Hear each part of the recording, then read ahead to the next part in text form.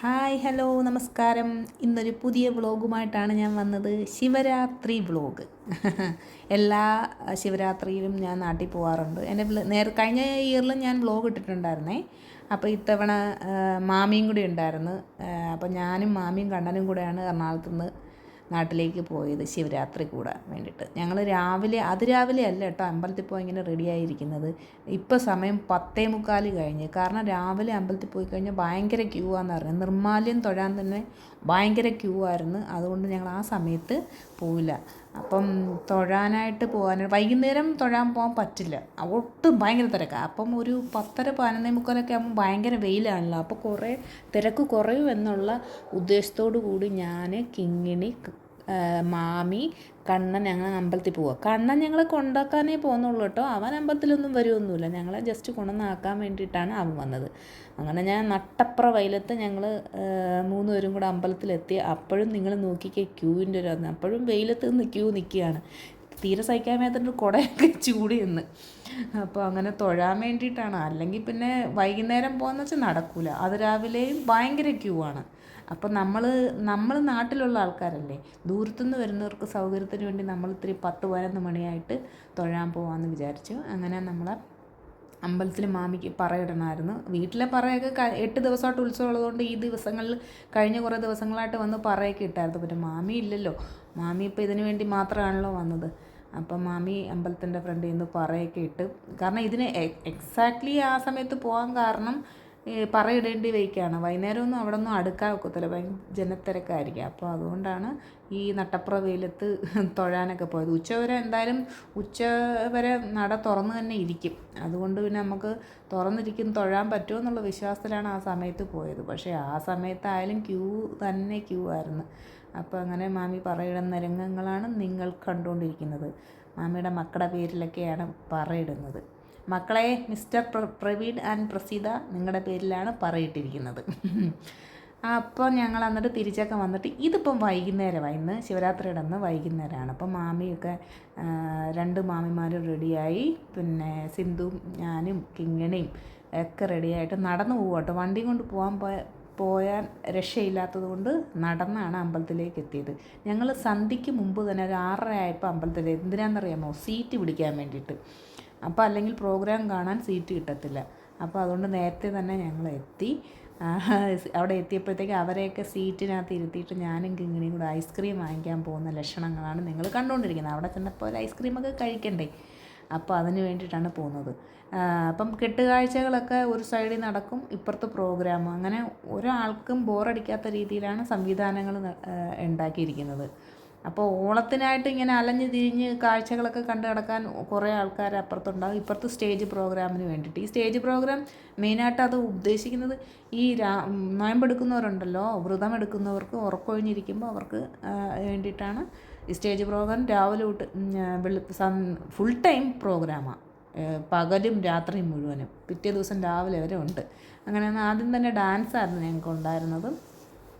അപ്പോൾ അത് dance Sreepadam school of ഡാൻസിൻ്റെ ഡാൻസാണ് ഉണ്ടായിരുന്നത്. നല്ല ഭംഗിയായിരുന്നു. ഇവരുടെ തന്നെ ഞങ്ങൾ കഴിഞ്ഞ വേറൊരു അമ്പലത്തിലും പ്രോഗ്രാം ഉണ്ടായിരുന്നു, സൂപ്പറായിരുന്നു. ക്ലാസിക്കലാണ് നല്ലത്. അപ്പോൾ നല്ലതായിരുന്നു. അതായിരുന്നു ആദ്യം തുടങ്ങിയത്. അങ്ങനെ കുറേ പ്രോഗ്രാംസ് ഞാനെടുത്ത് ഇട്ടിട്ടുണ്ട് ഇതിനകത്ത്. പക്ഷേ മ്യൂട്ടാണെന്ന് മാത്രമേ ഉള്ളൂ. ഇട്ട് കഴിഞ്ഞാൽ അപ്പീസ് പൂട്ടുമെന്നുള്ളത് കൊണ്ട് നമ്മൾ ഓഡിയോ ഇല്ലാത്ത വീഡിയോ മാത്രമേ ഉള്ളൂ. ശരിക്കും പറഞ്ഞാൽ ഡാൻസൊക്കെ കണ്ടു കഴിഞ്ഞപ്പോഴത്തേക്ക് ഈ ഡാൻസ് കഴിഞ്ഞപ്പോഴത്തേക്ക് കിങ്ങിണിയും ഒരു മാമി, കളമശ്ശേരിയിലെ മാമിയല്ല, നമ്മുടെ വീട്ടിലെ മാമിയും കൂടെ അങ്ങ് കണ്ണനെ വിളിച്ച് അവരെ 3 പേരും കൂടെ അങ്ങ് പോയി. ഡാൻസ് മാത്രമേ അവർ കണ്ടുള്ളൂ. അതൊരു 11:30 അല്ലല്ല 10:30 10:45 വരെ ആ ഡാൻസ് ഉണ്ടായിരുന്നു. അത് കണ്ടു കഴിഞ്ഞിട്ട് കിങ്ങിണി അങ്ങ് പോയി. ഇത് കണ്ടോ, ആ ഡാൻസിൻ്റെ ഇടയ്ക്ക് ബ്രേക്ക് ഡാൻസ് ഉണ്ടായിരുന്നു. അത് കണ്ടിട്ട് അവിടെ നിന്നിരുന്നൊരു പ്രേക്ഷകർ അങ്ങ് തുള്ളലും തുടങ്ങി. ക്ലാസിക്കലിൻ്റെ ഇടയ്ക്ക് ഒരു ബ്രേക്ക് ഡാൻസ് വന്നപ്പോൾ അവർക്ക് ഈ സീറ്റിലിരിക്കാൻ പറ്റില്ല, ഭയങ്കര അതിനേക്കാൾ വലിയ തുള്ളലായിരുന്നു. അത് കഴിഞ്ഞിട്ട് നമ്മുടെ സംഗീത സംവിധായകൻ നമ്മുടെ ശരത് സാറിൻ്റെ സംഗീത കച്ചേരിയാണ് ഉണ്ടായിരുന്നത്. ശരത് സാർ ഇങ്ങനെ ആദ്യം തന്നെ ഇൻട്രൊഡക്ഷനിൽ പറയുന്നത് ഞാൻ കൊല്ലത്തുകാരനാണ്, അപ്പടി ഇപ്പടി എന്നൊക്കെ ഇൻട്രൊഡക്ഷനൊക്കെ പറഞ്ഞു. നല്ല കോമഡിയൊക്കെ അടിച്ചിട്ടാണ് പുള്ളി ആദ്യം തുടങ്ങിയത് കേട്ടോ. അപ്പോൾ പുള്ളിയുടെ സംഗീത കച്ചേരിയാണ്. ഇപ്പോൾ ഈ പുള്ളിയുടെ ഡയലോഗ് കേൾക്കാം, പക്ഷേ ഞാനത് മ്യൂട്ടടിച്ചിട്ടിരിക്കുകയാണ്. അപ്പം എൻ്റെ വോയിസ് കൊടുക്കാൻ വേണ്ടി ഞാൻ അതൊക്കെ അങ്ങ് ഹൈഡ് ചെയ്തു. അപ്പോൾ സംഗീത കച്ചേരി ഉണ്ടായിരുന്നു, പക്ഷേ നല്ല പാട്ടായിരുന്നു. ചെറിയ മൈക്കിൻ്റെ പ്രോബ്ലം ഉണ്ടായിരുന്നു ഫസ്റ്റൊക്കെ. പിന്നീട് അത് സൂപ്പറായിട്ടുണ്ട്. പുള്ളിയുടെ പിന്നെ സിനിമയിലുള്ള പാട്ടൊക്കെ ആൾക്കാർ പേപ്പറിൽ എഴുതി കൊടുത്തിട്ട് അതൊക്കെ പാടാൻ പറഞ്ഞു. അങ്ങനെ പുള്ളിയുടെ സംഗീത സംവിധാനത്തിലുള്ള സിനിമയിലുള്ള ക്ഷണക്കത്തോ ആ സിനിമയിലെയൊക്കെ പാട്ടൊക്കെ പുള്ളീനെ കൊണ്ട് പാടിപ്പിച്ചു. എനിവേയ്സ് നല്ല സൂപ്പർ പ്രോഗ്രാമാണ് ആയിരുന്നു കേട്ടോ. ഈ ശിവരാത്രിക്ക് ഞങ്ങളിപ്പോൾ 2 കൊല്ലമായിട്ട് ഫുള്ള് ഉറക്കം ഒഴിയുന്നുണ്ട് കേട്ടോ. കഴിഞ്ഞ കൊല്ലം ഇതുപോലായിരുന്നു.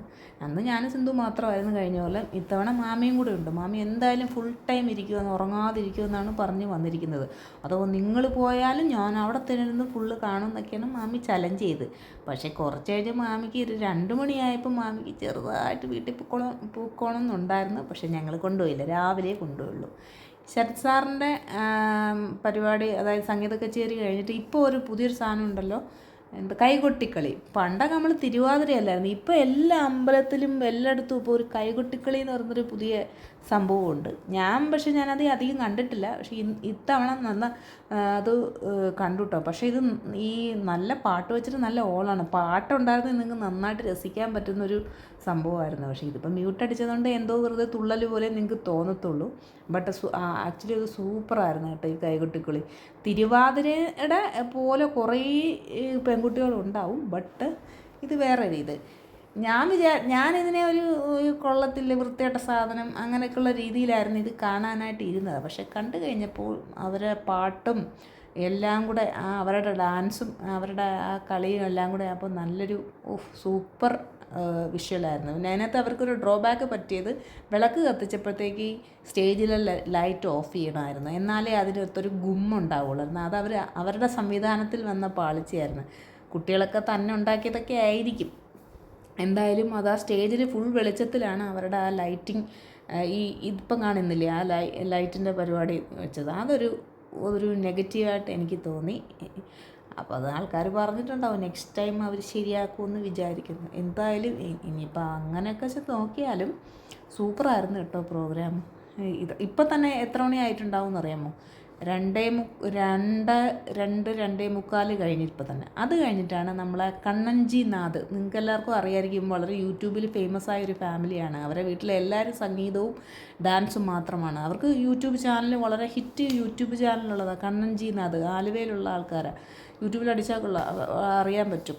അവരുടെ സംഗീത കച്ചേരിയായിരുന്നു. അതെന്തോ 3:45 കണ്ടാണ് തുടങ്ങിയത്. ഇതിൻ്റെ ഇടയ്ക്ക് ഞങ്ങൾ പോയിട്ട് മറ്റേ കാപ്പിയൊക്കെ വാങ്ങിച്ചു. അപ്പോഴത്തേക്ക് 3:45 ആയിരുന്നു. അത് കഴിഞ്ഞപ്പോഴത്തേക്ക് 5:45 കഴിഞ്ഞപ്പോഴത്തേക്ക് പ്രോഗ്രാം കഴിഞ്ഞ് ഞങ്ങൾ 5 മൂർത്തിയോട്